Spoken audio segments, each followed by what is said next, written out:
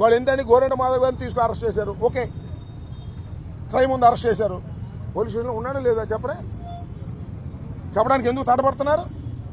వెనక నుంచి తీసుకుపోయారని మీడియా వాళ్ళే చెప్తున్నారే. ఎందుకు వెనక నుంచి తీసుకెళ్ళాలి? కొడతారా? చంపేస్తారా? ముందే తీసుకెళ్ళవచ్చు కదా నిజమైతే.